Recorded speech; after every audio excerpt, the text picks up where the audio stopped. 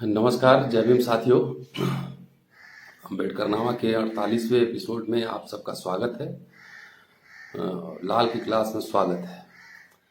अगर ये कार्यक्रम अच्छा लग रहा हो तो लाल की क्लास चैनल को जरूर आप सब्सक्राइब करें और सुने खुद भी और दोस्तों को भी सुनवाएं। हम बात कर रहे थे कालाराम मंदिर प्रवेश आंदोलन की।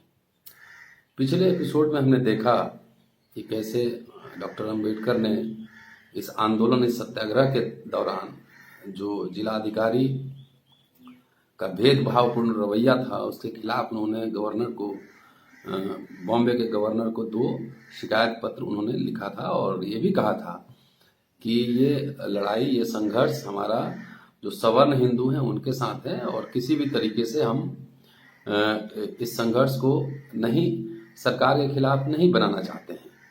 लेकिन अगर यही पुलिस प्रशासन का यही रवैया रहा, डीएम का यही रवैया रहा, तो हम मजबूर हो जाएंगे कि सरकार के खिलाफ भी आंदोलन करें। अब उससे आगे चलते हैं।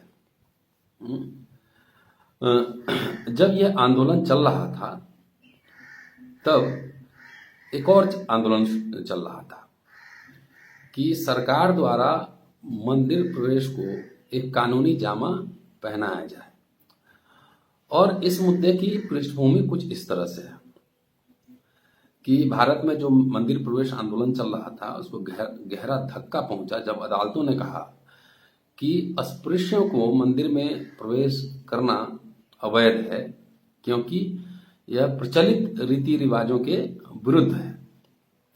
तो इस तरह इस घोषणा ने, कानूनी घोषणा ने महात्मा गांधी के जो आंदोलन चल रहे थे अस्पृश्यता के खिलाफ, उसको एक तरीके से धक्का पहुंचाया।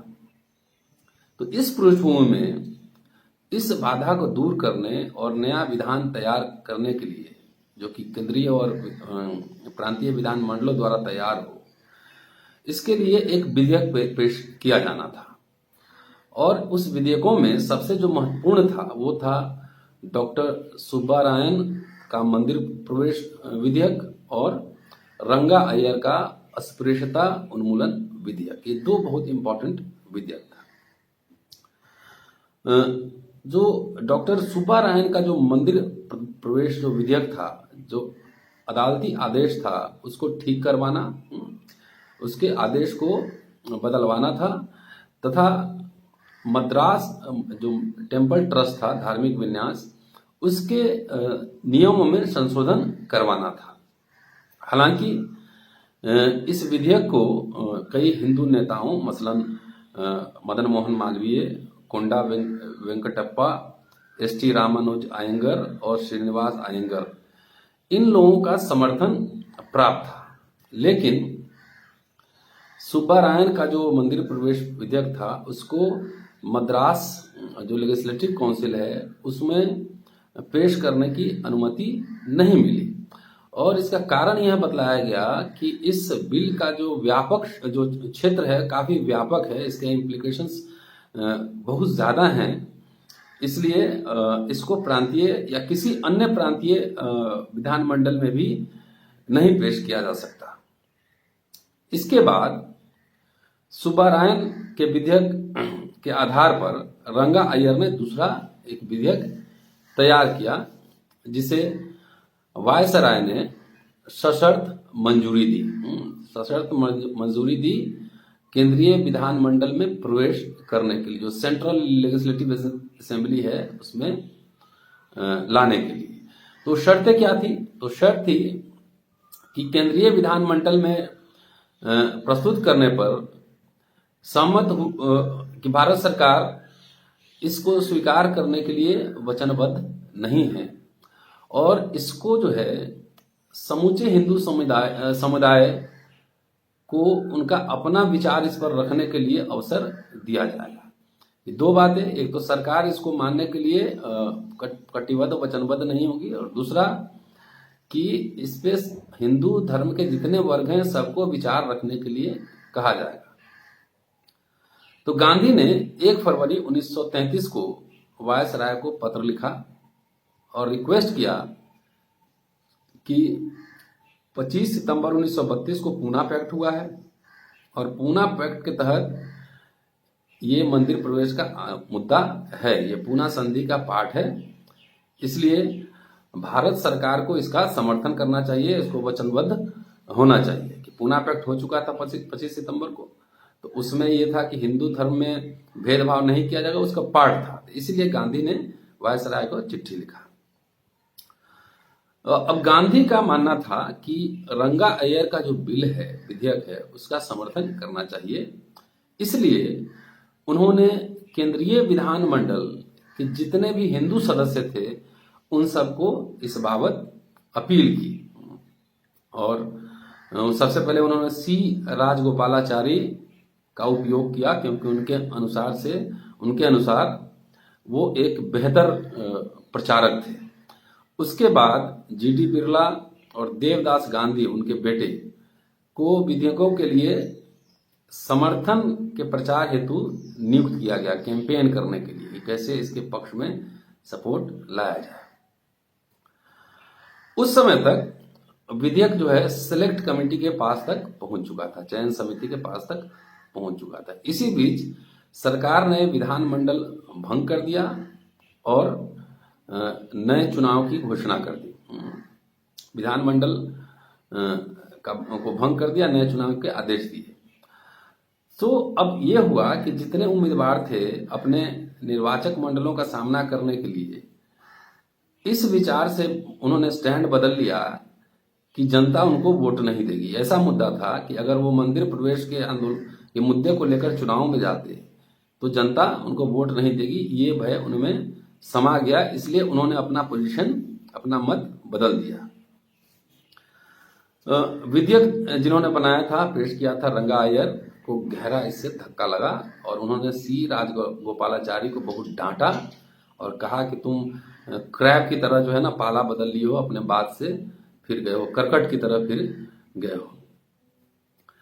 तो इस पे गोपालाचारी ने कहा कि यदि वे मंदिर प्रवेश विधेयक को उस समय समर्थन करते तो उनके कई वोट मारे जाते, क्योंकि यह चुनाव के दृष्टिकोण से एक बहुत पॉपुलर इशू नहीं था, कोई लोकप्रिय मुद्दा नहीं था। इसलिए उन्होंने इस मुद्दे को छोड़ दिया और वो चाहते हैं कि इस चुनाव में बहुत बड़ी संख्या में वो जीतकर विधानमंडल में वापस आए। इस पूरे सिनारियो में, इस कंडीशन में 4 फरवरी 1933 को महात्मा गांधी और डॉक्टर अंबेडकर दोनों की जेल में मुलाकात हुई, पूना के यरवदा जेल में मुलाकात हुई। ये पूरा बैकग्राउंड है। उसकी चर्चा हम पहले भी पूना पैक्ट के दौरान हम कर चुके हैं, मुलाकात की चर्चा।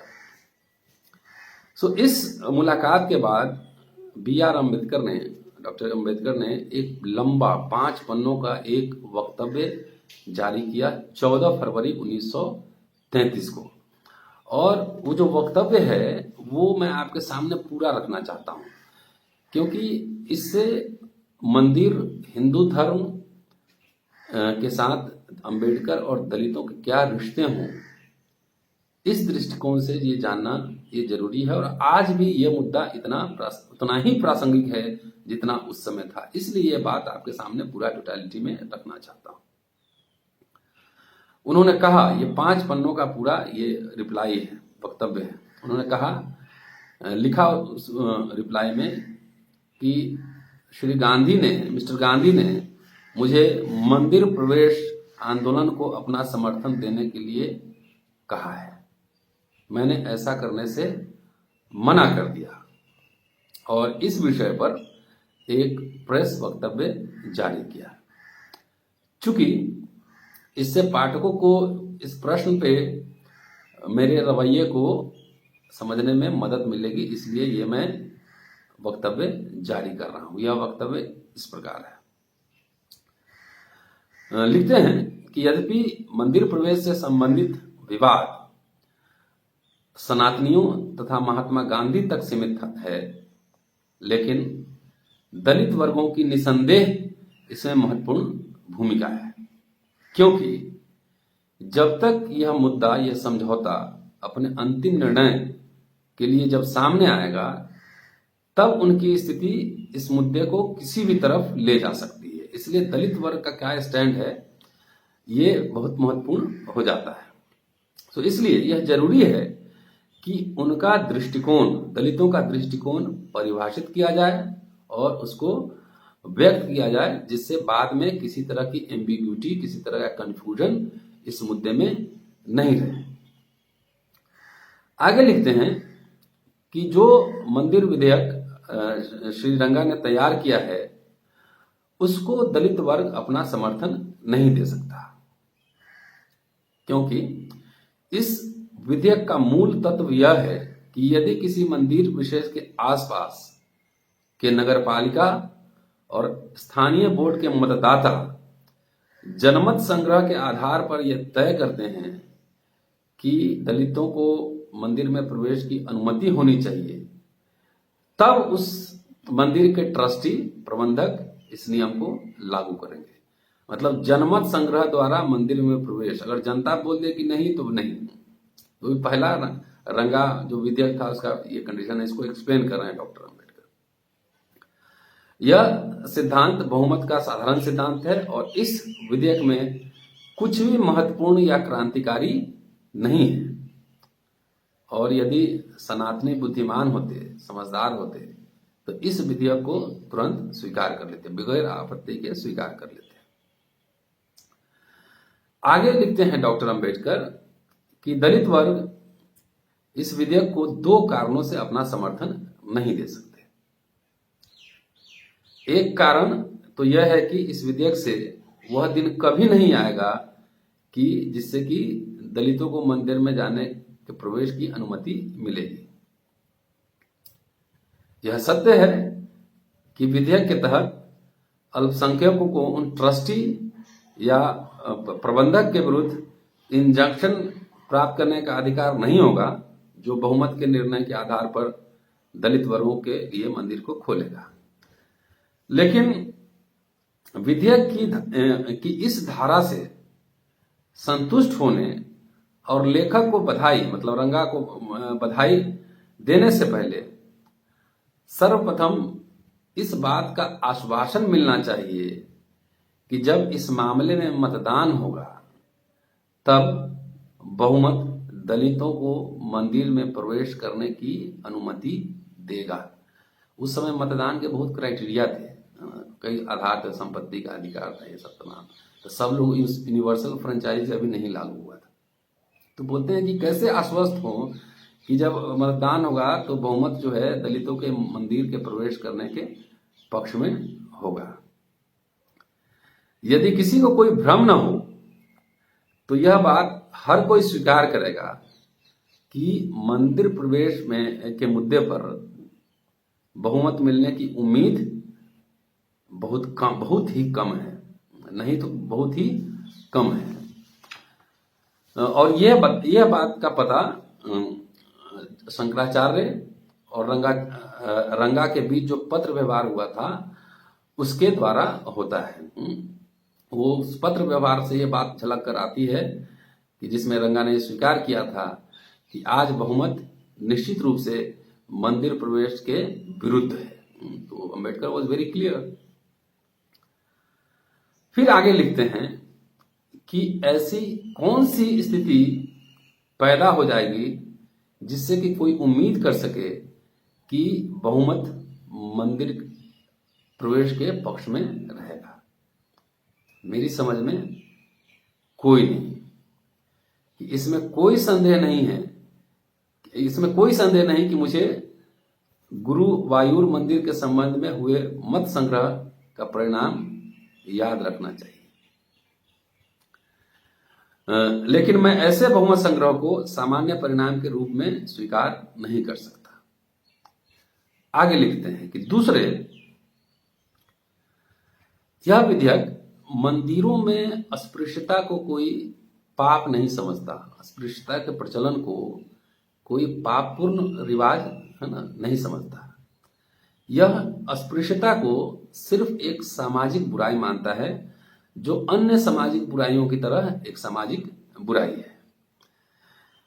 क्योंकि यह स्वयं अस्पृश्यता को अवैध घोषित नहीं करता, तब इसका बाध्यकारी जो बल है कि इन्फोर्स जो कर सकता है उसको, फोर्सफुली इसको लागू कर सकता है, वो समाप्त होता है। आगे लिखते हैं कि पाप या अनैतिकता को केवल इसलिए नहीं बर्दाश्त किया जा सकता कि अधिकांश लोगों को इसकी आदत है या अधिकांश लोग इसको व्यवहार में लाना चाहते हैं। यदि अस्पृश्यता एक पाप है, एक अनैतिक व्यवहार है, अनैतिक चलन है, तो दलित वर्गों की नजर में इसे बिना किसी संकोच के नष्ट कर दिया जाना चाहिए, खत्म कर दिया जाना चाहिए, चाहे बहुमत को स्वीकार हो अथवा न हो। यही वह तरीका है जिससे अदालत अन्य सभी रीति रिवाजों से निपटती है। यदि उसे लगता है कि कोई अमुक रीति रिवाज व्यवहार जो पब्लिक पॉलिसी है उसके विरुद्ध है, जो इमोरल है, अनैतिक है, तो इसी के खिलाफ अदालतें निर्णय देती है। लेकिन यह विधेयक ऐसा नहीं करता है। इस विधेयक के लेखक का, रंगा का दृष्टिकोण अस्पृश्यता के प्रति उतना ही गंभीर है जितना कि शराब छुड़ाने वाले का शराब पीने की आदत के प्रति होता है।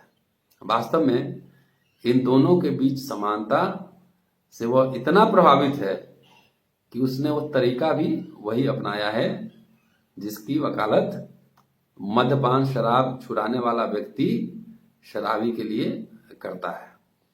मतलब लोकल विकल्प, स्थानीय विकल्पों, लोकल ऑप्शंस के द्वारा। दलित वर्गों को, आगे लिखते हैं कि दलित वर्गों को ऐसे मित्र के प्रति अधिक कृतज्ञता महसूस नहीं होती जो अस्पृश्यता को शराब पीने की आदत से ज्यादा बुरा नहीं समझता। यदि श्री रंगा नहीं भूले हैं तो उनको याद दिलाना जरूरी है कि गांधी ने अस्पृश्यता के खिलाफ आमरण अनशन की घोषणा की है। अगर अस्पृश्यता को लेकर रंगा इतने ही गंभीर होते तो उन्हें इसको अनैतिक और पाप कहकर उनको व्यापक अर्थ में शामिल किया करते। प्रभावपूर्णता की दृष्टि से इस विधेयक में चाहे जो भी कमियां हों, दलित वर्ग इस विधेयक से कम इतनी उम्मीद करते हैं कि यह सिद्धांत के रूप में ही सही अस्पृश्यता को एक पाप का दर्जा दे। वो मान ले कि अस्पृश्यता एक पाप है। आगे लिखते हैं अम्बेडकर कि वास्तव में मैं नहीं समझ पा रहा हूं कि महात्मा गांधी इस विधेयक से कैसे संतुष्ट हैं, जो हमेशा ही इस बात पे दृढ़ रहे हैं कि अस्पृश्यता एक पाप है। इसलिए यह विधेयक निश्चित तौर पर अस्पृश्यों को, अछूतों को संतुष्ट नहीं करेगा। प्रश्न यह है कि विधेयक अच्छा है या बुरा, पर्याप्त है या अपर्याप्त, यह प्रश्न बहुत ही गौण प्रश्न है। यह सब्सिडरी क्वेश्चन है। मुख्य प्रश्न यह है कि दलित वर्ग मंदिरों में प्रवेश चाहते हैं या नहीं चाहते हैं। इस प्रश्न पर अछूतों द्वारा दो नजरिए से विचार किया जा रहा है। दो पर्सपेक्टिव इसमें है। पहला नजरिया, ये पूरा मटेरियलिस्टिक दृष्टिकोण है, भौतिकवादी दृष्टिकोण है। दलित वर्ग सोचते हैं कि उनके उत्थान का सुनिश्चित रास्ता उच्च शिक्षा, अधिक रोजगार और आजीविका कमाने के बेहतर तरीके हैं। एक बार जब अपने सामाजिक पैमाने पर एक लेवल पे जब आ जाएंगे, एक स्तर पर जब आ जाएंगे, तब उनके प्रति रूढ़िवादियों का धार्मिक दृष्टिकोण में परिवर्तन आएगा। और यदि परिवर्तन नहीं भी आता है तो भी अछूतों के जो मटेरियलिस्टिक इंटरेस्ट हैं, जो भौतिकवादी जो उनके हित हैं, इससे उनको कोई नुकसान नहीं पहुंचता। इस असर पर पहुंचकर दलित वर्ग के लोग कह सकते हैं कि हम अपने संसाधनों को मंदिर प्रवेश जैसे थोथी चीज पर हम खर्च नहीं करेंगे कि पूजा पाठ कर्म कांड में हम खर्च नहीं करेंगे। एक अन्य कारण भी है कि वे इसके लिए क्यों नहीं लड़ना चाहते। तो दूसरा उसका कारण है आत्मसम्मान, आत्मसम्मान का तर्क।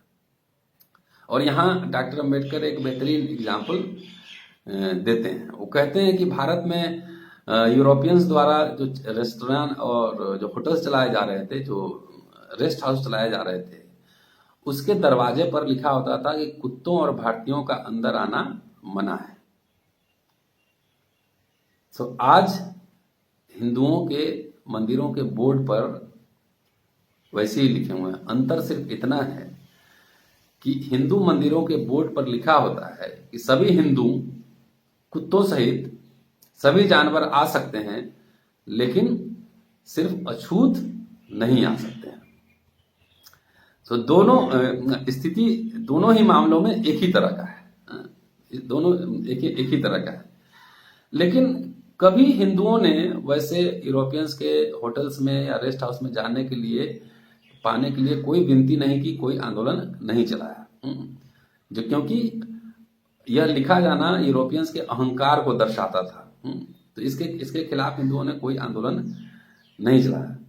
तो जो कहते हैं, लिखते हैं कि जब हिंदुओं ने होटल में जाने के लिए आंदोलन नहीं चलाया, तो ऐसे में अस्पृश्य ऐसे स्थानों पर प्रवेश पाने के लिए क्यों मिन्नत करें, जिनसे हिंदुओं ने अपने अहंकार के कारण उनको बाहर रखा है, उनको दूर रखा है। यह उस दलित व्यक्ति का तर्क है जिसका दृष्टिकोण भौतिकवादी है, भौतिक कल्याण में है। वो ज्यादा अपने भौतिक कल्याण को, मटेरियलिस्टिक बेनिफिट को ज्यादा समझता है।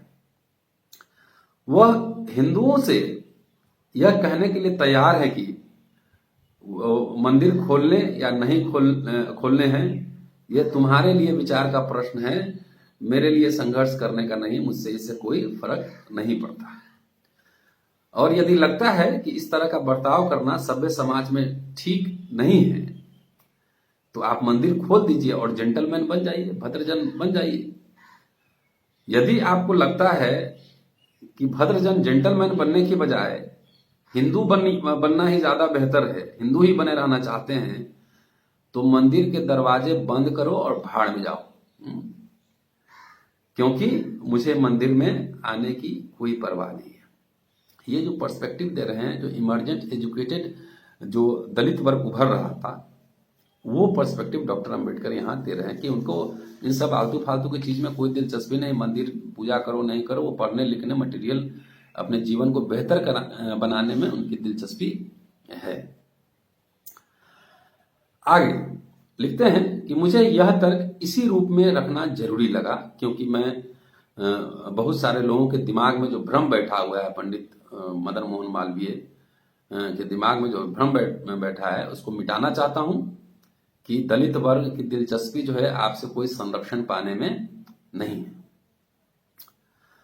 फिर लिखते हैं कि दूसरा नजरिया स्पिरिचुअल है, आध्यात्मिक है, कि धार्मिक प्रवृत्ति होने के नाते दलित वर्गों के लोग मंदिर में प्रवेश चाहते हैं या नहीं चाहते हैं, यही मूल प्रश्न है। आध्यात्मिक नजरिए से वे मंदिर प्रवेश के प्रति उदासीन नहीं है, जितना कि वे तब होते यदि उनके पास सिर्फ भौतिकवादी दृष्टिकोण मौजूद होता। लेकिन उनका अंतिम उत्तर इस बात पर निर्भर करेगा, दलितों का अंतिम जो उत्तर है इस बात पर निर्भर करेगा कि महात्मा गांधी और अन्य हिंदू नेता का इस प्रश्न पर क्या जवाब होता है कि मंदिर के दरवाजे खोलने के पीछे उनका अभियान क्या है, उनका पर्पस क्या है। यह है मूल प्रश्न। क्या मंदिर प्रवेश हिंदू समुदाय में दलितों को सामाजिक समानता के स्तर पर लाएगा? क्या यह उनका लक्ष्य है, या यह केवल पहला कदम है? और यदि यह पहला कदम है तो फिर अंतिम लक्ष्य क्या है? यह सवाल है गांधी से और हिंदू नेताओं से। यदि अंतिम लक्ष्य मंदिर प्रवेश ही है, तो इस बात को दलित वर्ग कभी समर्थन नहीं देगा कि सिर्फ मंदिर में चले जाएंगे इससे हमारी मुक्ति हो जाएगी। इस बात को दलित वर्ग कभी समर्थन नहीं दे सकता। वे वास्तव में न केवल इसे अस्वीकार कर देंगे, बल्कि तब वे स्वयं को हिंदू समाज द्वारा अस्वीकृत किया हुआ समझेंगे, कि अपने मान लो कि मैं अस्वीकृत हूं, मैं अनटचेबल हूं समझेंगे, और अपना भाग्य कहीं और तलाशने के लिए आजाद होंगे। मंदिर के दरवाजे बंद रखोगे तो कहीं और रास्ता ढूंढेगा। ये अपना भाग्य कहीं और आजमाने के लिए आजाद होंगे। दूसरी ओर यदि यह उनके उत्थान के लिए उठाया जा रहा पहला कदम है, तो वे इसे अवश्य समर्थन देंगे कि मंदिर प्रवेश सिर्फ पहला चरण है, उसके आगे भी कुछ है, तब समर्थन मिलेगा, समर्थन देंगे। तब स्थिति वैसी होगी जो भारत की राजनीति में हो रहा है। भारत की राजनीति में उस समय जो उथल पुथल था, उससे एग्जाम्पल कोट कर रहे हैं अम्बेडकर, और कहते हैं कि सभी भारतीयों ने भारत के लिए डोमिनियन स्टेटस का दावा किया है, डोमिनियन स्टेटस का दावा किया है। वास्तविक जब संविधान आएगा तो डोमिनियन स्टेटस को पूरा नहीं कर सकेगा, तब भी कई भारतीय इसको स्वीकार कर लेंगे।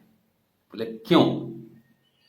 उत्तर यह है कि चूंकि लक्ष्य परिभाषित है, डिफाइंड है कि हमको आजादी लेना है, कि चूंकि लक्ष्य परिभाषित है, तो इस बात से कोई फर्क नहीं करता, इस बात से कोई फर्क नहीं पड़ता कि एक छलांग में वो मिल रहा है या किस्तों में मिल रहा है, कि एक प्रयास में मिल रहा है या किस्तों में मिल रहा है। ये समझना है, इसीलिए वो स्वीकार करेंगे। लेकिन यदि अंग्रेज ने डोमिनियन स्टेटस की मांग को स्वीकार न किया होता, तो उन आंशिक सुधारों को किसी ने भी स्वीकार न किया होता, कि अंग्रेज किस्त में उनकी मांगों को स्वीकार कर रहे थे, इसलिए इन लोगों ने इनको स्वीकार कर लिया। इसी तरह यदि एग्जाम्पल दे रहे हैं, मंदिर से जोड़ रहे हैं इसको, इसी तरह यदि महात्मा गांधी तथा अन्य सुधारक उस लक्ष्य की घोषणा कर दें जो उन्होंने हिंदू समुदाय में दलित वर्गों के सामाजिक स्तर को ऊंचा उठाने के लिए तय किया है, क्या अंतिम लक्ष्य क्या है, मंदिर खोलने का अंतिम लक्ष्य क्या है, इसको आप स्पष्ट कर दें, तो दलित वर्ग के लिए मंदिर प्रवेश के प्रति अपना नजरिया बताना आसान होगा, उसको परिभाषित करना आसान होगा। यहां बहुत इंपॉर्टेंट की बात कर रहे हैं कि दलित वर्गों को एक धर्म चाहिए, धर्म चाहिए जो उन्हें सामाजिक स्तर की समानता दे। बुद्धिज्म इसलिए उन्होंने बाद में स्वीकार किया था कि सामाजिक समानता दे, वैसा धर्म दलित वर्ग को चाहिए। कोई गलतफहमी ना हो, इसके लिए मैं जो सेकुलर कारणों से पैदा हुई सामाजिक बुराई और धर्म के सिद्धांत के आधार पर उत्पन्न सामाजिक बुराई के बीच अंतर स्पष्ट करके अपना मत समझाना चाहता हूं कि सामाजिक बुराई में भी अंतर है, ये ध्यान रखना होगा। आगे लिखते हैं कि एक सभ्य समाज में सामाजिक बुराई का कोई औचित्य नहीं हो सकता, लेकिन सामाजिक बुराइयों को धार्मिक आधार पर सही ठहराया जाए, औचित्यपूर्ण ठहराया जाता है, तो इससे नीच काम, इससे घृणास्पद काम और कुछ हो ही नहीं सकता। तो दलित वर्ग संभवतः उन समानताओं को नहीं मिटा सकते जिनका वे शिकार हो रहे हैं, लेकिन उन्होंने अपना मन बना लिया है कि वे ऐसे धर्म को बर्दाश्त नहीं करेंगे जो असमानता के सिद्धांत को जारी रखने में दिलचस्पी रखता हो, उसका समर्थन करता हो। यदि हिंदू धर्म उनका धर्म है, तो सामाजिक समानता का धर्म बनना पड़ेगा हिंदू धर्म को, सामाजिक समानता का धर्म बनना पड़ेगा। हिंदू धर्म संहिता में सभी के लिए मंदिर प्रवेश की अनुमति का प्रावधान डालकर सिर्फ संशोधन कर देने से बात नहीं बनती, सिर्फ संशोधन कर देने से धर्म सामाजिक समानता वाला धर्म नहीं हो सकता। इसका मतलब यह नहीं है कि आप मंदिर का दरवाजा खोल देंगे तो दलित जो है उस स्थिति में पहुंच जाएंगे जहां वे समान होंगे और जहां वे आजाद होंगे। ऐसा नहीं है कि मंदिर को नहीं सकते। कहते हैं इसका कारण क्या है, तो बोले इसका सीधा कारण है हिंदू धर्म सामाजिक समानता के सिद्धांत में विश्वास नहीं करता, उसको मान्यता नहीं देता। दूसरी ओर यह लोगों को ब्राह्मण, क्षत्रिय, वैश्य, शूद्र के रूप में बांटता है और असमानता को बढ़ावा देता है, प्रोत्साहित करता है। यदि हिंदू धर्म को सामाजिक समानता का धर्म बनना है तो मंदिर प्रवेश के लिए इसकी संहिता में, इसके प्रावधानों में संशोधन कर देना ही पर्याप्त नहीं है। इसे चतुर्वर्ण, 4 वर्णों की व्यवस्था से मुक्त करना होगा, मुक्त करने की आवश्यकता है। असमानता का मूल कारण है जाति प्रणाली, जाति व्यवस्था, और अस्पृश्यता का जन्मदाता भी यही जाति व्यवस्था है, जो कि असमानता का एक रूप है, रूप मात्र है। जब तक इस चतुर्वर्ण को खत्म नहीं किया जाता तब तक दलित वर्ग न केवल मंदिर प्रवेश को अस्वीकार करेगा बल्कि हिंदू मत को, हिंदू ओपिनियन को भी अस्वीकार करेगा। चतुर्वर्ण और जाति व्यवस्था दलितों को आत्मसम्मान के लिए कोई जगह नहीं है। ये दोनों में असंगत है, कॉन्ट्राडिक्शन है दोनों में। आत्मसम्मान और हिंदू धर्म, समानता और हिंदू धर्म दोनों में कॉन्ट्राडिक्शन है, असंगत है। जब तक ये सिद्धांत, इसके प्रमुख सिद्धांत रहते हैं, दलित वर्गों की ओर से उन्हें, दलित वर्गों को हे दृष्टि से ही देखा जाता रहेगा।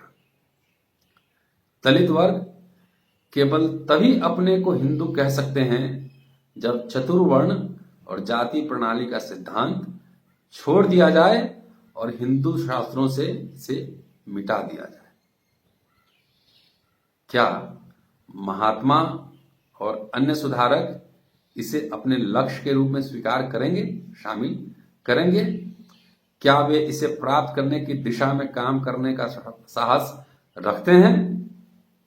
ये कुछ सवाल उन्होंने छोड़े।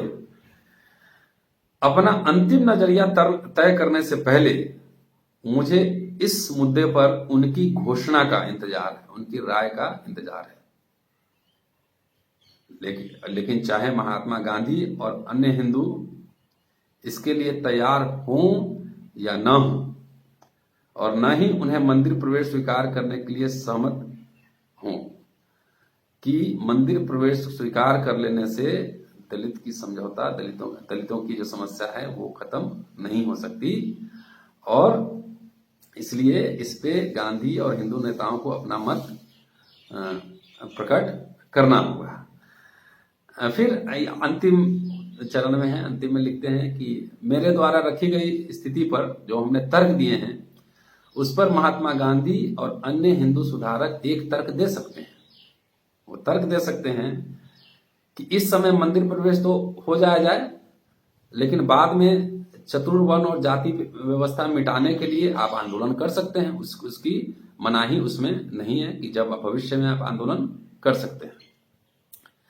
तो यहां इस तर्क का स्वतः जवाब अंबेडकर लिखते हैं। वो लिखते हैं कि यदि उनका यह दृष्टिकोण है तो मैं अपना जवाब इस तरह देता हूं ताकि मामला निबट जाए और भावी विकासों के लिए रास्ता साफ हो सके।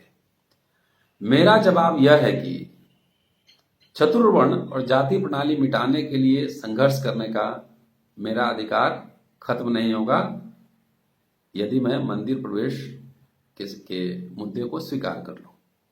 ठीक है, अधिकार हमारा रहेगा कि हम आंदोलन भविष्य में कर सकते हैं, कि अभी स्वीकार कर लेते हैं मंदिर प्रवेश, भविष्य में बाद में आंदोलन करेंगे।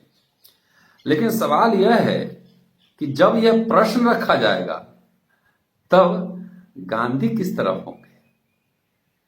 यदि वे मेरे विरोधियों के खेमे में होंगे तो मैं उन्हें बता दूं कि मैं उनके साथ उनके खेमे में नहीं रह सकता, और यदि वे मेरे पक्ष में होंगे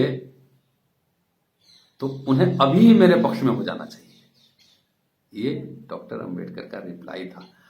तो इसको सुनिए, आज भी ये इतना ही प्रासंगिक है और फिर मुलाकात होगी। ठीक लगे ये प्रोग्राम तो हमारा वीडियो चैनल लाल की क्लास अंबेडकर नामा जरूर सुनिए, सुनाइए, शेयर कीजिए। आज हम दलित चिंतक चंद्रभान प्रसाद जी से भी मुलाकात कराएंगे और बहुत सारे रेलेवेंट इश्यूज पे उनसे बात करेंगे। तब तक के लिए शुक्रिया साथियों, जय हिंद।